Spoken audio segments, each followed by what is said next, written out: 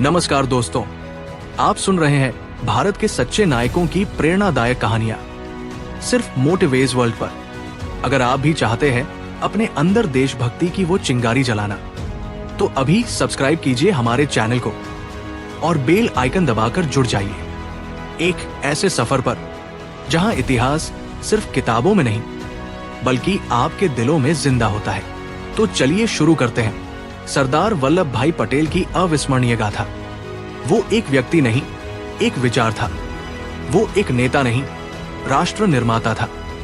उसके दृढ़ निश्चय के सामने बड़े बड़े साम्राज्य भी झुक गए।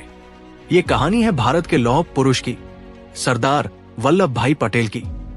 31 अक्टूबर 1875 गुजरात के नाडियाड गांव में एक साधारण किसान परिवार में एक असाधारण बालक ने जन्म लिया। नाम रखा गया वल्लभ भाई। उनके पिता झावेर भाई एक स्वतंत्रता सेनानी थे और माता लाडबाई धार्मिक विचारों वाली महिला थी। घर में संसाधन सीमित थे, लेकिन हौसले असीम। वल्लभ भाई ने खुद पढ़ाई की, खुद किताबें खरीदी और खुद को एक योग्य छात्र साबित किया। वल्लभ भाई ने पहले घर के पास की स्कूली शिक्षा प्राप्त की, फिर कानून की पढ़ाई के लिए इंग्लैंड चले गए। वहां से वकालत की डिग्री लेकर भारत लौटे और अहमदाबाद में वकील के रूप में कार्य शुरू किया। लेकिन सिर्फ एक वकील नहीं थे, वे समाज के असली डॉक्टर थे, जो लोगों की समस्याओं का इलाज न्याय से करते थे। जब महात्मा गांधी का असहयोग आंदोलन शुरू हुआ, तो वल्लभ भाई के भीतर का देशभक्त जाग उठा। उन्होंने अपनी वकालत छोड़ दी और आजादी की लड़ाई में कूद पड़े। 1928 में बारडोली सत्याग्रह के दौरान उन्होंने ब्रिटिश हुकूमत को झुका दिया। वहां की महिलाओं ने उन्हें सरदार की उपाधि दी। सरदार पटेल का नेतृत्व कड़क लेकिन न्याय संगत था। वे सादा जीवन और उच्च विचार के प्रतीक थे। उनकी एक आवाज पर हजारों लोग जेल जाने को तैयार रहते थे।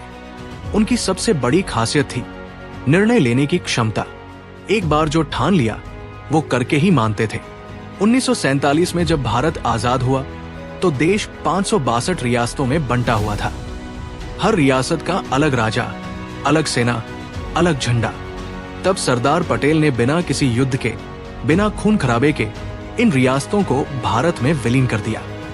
हैदराबाद, जूनागढ़ और कश्मीर जैसे जटिल मामले भी उन्होंने कुशल रणनीति और दृढ़ता से सुलझाए। दोस्तों, अगर ये गाथा आपको प्रेरित कर रही है, तो मोटिवेज वर्ल्ड चैनल को जरूर सब्सक्राइब कीजिए, क्योंकि यहाँ हम लाते हैं भारत के सच्चे नायकों की असली कहानियां। स्वतंत्रता के बाद सरदार पटेल भारत के पहले उप प्रधानमंत्री और गृह मंत्री बने। उन्होंने प्रशासनिक ढांचे को मजबूत किया, पुलिस व्यवस्था को संगठित किया और देश को एक लोकतांत्रिक प्रणाली में ढाला। संविधान सभा में उनकी भूमिका निर्णायक थी।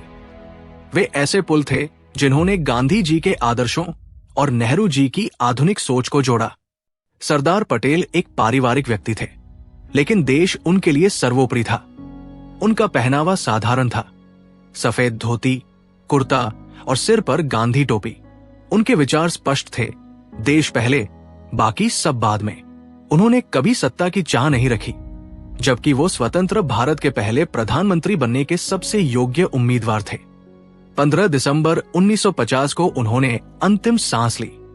भारत ने अपना लौह पुरुष खो दिया, लेकिन जो देश उन्होंने एकजुट किया, वो आज भी उनकी सबसे बड़ी विरासत है। आज भी जब हम भारत के नक्शे को देखते हैं, तो हर कोना सरदार पटेल की दूरदर्शिता का प्रमाण देता है। 2013 में उनकी स्मृति में स्टैच्यू ऑफ यूनिटी का निर्माण हुआ, विश्व की सबसे ऊंची प्रतिमा। सरदार पटेल का जीवन हमें सिखाता है कि सच्चा नेतृत्व शब्दों से नहीं, कर्मों से होता है। देश के लिए जीना सबसे बड़ी सेवा है। एकजुटता ही राष्ट्र की सबसे बड़ी ताकत है। उनका जीवन प्रेरणा है हर छात्र, हर नेता, हर भारतीय के लिए।